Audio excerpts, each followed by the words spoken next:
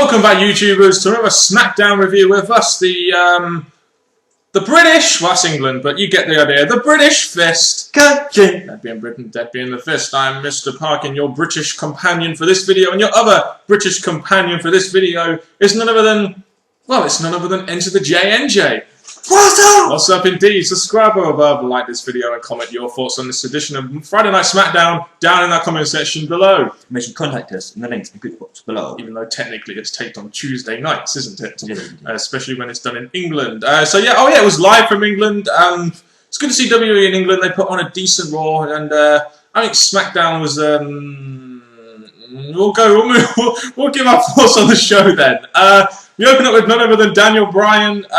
Noticed how in this segment they were dumbing out the yes chants. Apparently WWE officials are trying to stop the yes chants, and looks like the editing producer guys had to kind of edit them out because that wasn't the natural crowd reaction at all, was it? To boo Daniel Bryan. No, they can try and dub it out, but I think as the segment goes on, they realise that it wasn't going to be possible and just allowed it to happen eventually. They're going to have to just go with the flow because I mean the fans were doing it. You could see them going like that, couldn't you? And they weren't booing the guy.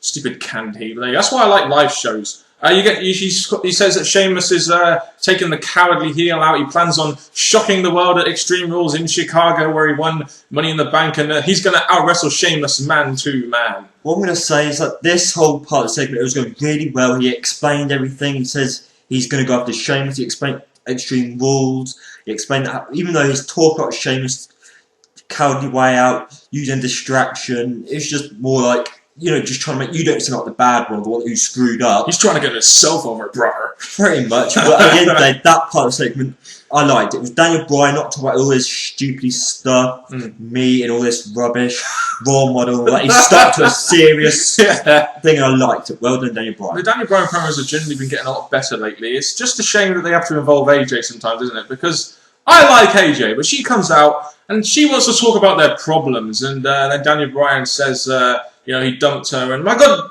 AJ, he dumped you for God's sake. I'm here! I'm here for you, NJ. NJ. I'm here for you, NJ. I'm here for you. It's funny how the slip of the tongue turned into such a fantastic emotional moment, isn't it? But I'm there for you, NJ. I'm there for you, AJ, as well. And Daniel Bryan wishes AJ was never born. And to be honest with you, I wish AJ was born because I wish that I could just go to America and give her a big fat kiss. This whole relationship thing, week after week after week, there's big segments with Daniel Bryan's 10 AJ, it's over, it's finished, but week after week, the whole womanly thing, oh, I'm not giving up on you, I'm not giving up on you, so Daniel Bryan had to take it a step further. Yes, he didn't beat her up or knocked her out yet, so that's pretty good. He did mention the whole, I didn't want you born, all this stuff, but she's still not getting it, but it's just, I want it to be moved on. The commentator said, just move on. Yeah, and they forgot to mention move on to me. Just saying. And after that opening segment, we get AJ versus Natalya. AJ was in a bit of a state. I just wanted to go up there. I just wanted to go in the middle of the ring and hug her. She needed someone to cry on, didn't she? Talk about someone. There's a lot of people who seem to be interested in her right now. Yeah. Why is everyone all of a sudden jumping on the AJ bandwagon? I just want to let you guys out there know. I was on the bandwagon first. You guys can all get sloppy seconds as far as I'm concerned. If an opportunity comes up, I'm taking it. I don't care, brother. AJ versus Natalya. At least Natalya wasn't farting this week on SmackDown. That is one big positive. The negative for me is that she's going into this and she's still not going in a direction that we can believe in her. She's still putting over AJ in this segment here. So again, it's sad, but at the same time, it's justified for what's meant to happen in the future. Yeah, and you get a very emotionally wrecked AJ, and she gets DQ'd for going mental on Natalya. And apparently, in this segment, Natalya was busted open, which is why we saw like a really long shot of AJ walking down the ramp, even though you usually see like double shot. We saw a massive long shot down the ramp because Natalya was busted open apparently from the tapings. Quite. Tough girl, isn't she? She is. And AJ is a very lovely, sexy, sweet girl. I love a nerdy girl, and I don't know what it is about nerdy girls. Anyway, we got a Damien Sandow promo. Apparently, he's going to save us. Would he save us? The thing about this, yeah, he could come in and save us, but we've had people who say they're going to come in to save us and failed that. With him, I'm saying he's making these good promos, and now we're just waiting for him to make a debut into whatever he comes in to do next. Can't wait to see this guy debut, NJ. Like I said, reviewing FCW, I really like this guy, and I really do hope they actually give him something, not just bring him in like a Jinder Mahal. I really hope they bring him in and do something with him. That's what I hope anyway. I really hope that does happen. After that, we've got Funkasaurus versus Hunico. 1 week he's jobbing to Hacksaw Jim Duggan. Next week he's cannon fodder for the Funkasaurus and the Hornswoggle. Apparently, Hornswoggle is Brodus Clay's little brother! Yeah, again, I thought it was Santino, who's the tag team which we expect to see.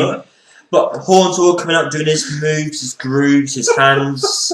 Yes, it was funny to see because they used Hornswoggle for entertainment purposes, but still, this was just like, what next? Next, he'll be introducing his Italian cousin, Santino Marella. Expect that on Raw. But anyway, the thing is, in a second, yeah, it's entertaining seeing Funkasaurus come out, but it's got to the point now where these squash matches are getting very stale, and we need him to be in some kind of feud or something, don't we? That's the whole thing. The word feud. He had that thing with Santino going against Swagger and Ziggler. That was some kind of feud, maybe going towards the tag titles. Then you see Funkasaurus going up against Ziggler or Swagger. That's feud there. They have ideas, but they can't really stick to it, and now he's just moving about from wrestlers again. And I'm just thinking, 1 minute I'm happy where they're going with him, next minute he's going back down. I guess we're going to go with him on Extreme Rules. We've got 2 new signings for SmackDown. Fresh from NXT, it's Titus O'Neil and Darren Young, a new tag team on SmackDown. At least we've got another. The one thing I've been crying out for is some new tag teams, and I guess at least this is some kind of newish tag team. It's newish, but at the same time, like Darren Young, we've seen before. Yeah, and this other guy is a tag that's interesting. They do bring a bit of entertainment comedy when they try to go backstage with Teddy Long. Oh, what are you doing, man? I'm Titus O'Neil. Yo, Teddy Long, you can't speak, man. You can't speak. You can't hear me. Anyway, that's my little gimmick. That's it, yeah. Yeah, pretty much. We had an interview segment for Randy Orton. Usually, I don't like Orton interview segments, but they spent a lot of this time. Sent a video package of last week announcing that it's going to be Orton versus Kane in a Falls Count Anywhere. So at least we've got a pay-per-view match and that announced here. I just think of all the people to give interview time to, it has to be Randy Orton. As much as we don't really like Orton and Mike, the fact he didn't appear on Raw and he's not been doing great against Kane, he needed something to give him the build towards the pay-per-view. So him going to Mike and how much he's going to show his dominance and his sick mind against Kane at the pay-per-view, it gave him looking ready. But obviously he's also in the main event, so he's going to get 2 segments to build him up. We didn't see Kane in person this week, which was a bit strange, but there we go. Usos versus Titus O'Neil and Darren Young. Looks like Johnny Ace has big plans for these guys. O'Neil and Young get the victory. I just can't help but feel, yeah, it was a nice tag team match and everything, and we're getting some new talent getting pushed, I guess, as tag team. I just can't help but think to myself, God, instead of concentrating on this, why don't you concentrate on making a tag title feud? Well, the way I would do it is that they've been able to these tag teams here and there, doing numerous matches. Yes, some tag teams we don't really care about now, but maybe we've only got a week left now for the pay-per-view. They're going to have a tag match. It's going to be pretty rushed. So sadly, it looks like there's been another pay-per-view without the tag titles involved. I don't know what they're doing here, but we're getting new tag teams in, so that's a benefit to whenever they do put the titles on the line. By the way, Extreme Rules is in 9 days, right? You wouldn't have known it, would you? They maybe mentioned it once. I'm just saying. We had a Punk and Jericho Raw Rebound segment. Move on. Our main event was Del Rio versus Big Show. This segment got a whole load better when my boy, came in and give Del Rio that victory. Apparently, I'm hearing that Del Rio is now officially on SmackDown. Well, who predicted that happening, eh? We did look at it because he does appear on SmackDown a lot, so it would be a good idea to move him on to Raw and put him onto SmackDown. The thing I'll say about this is the match first before Cody came out. It was okay because Del Rio had the upper hand on Big Show, which was pretty strong for Del Rio.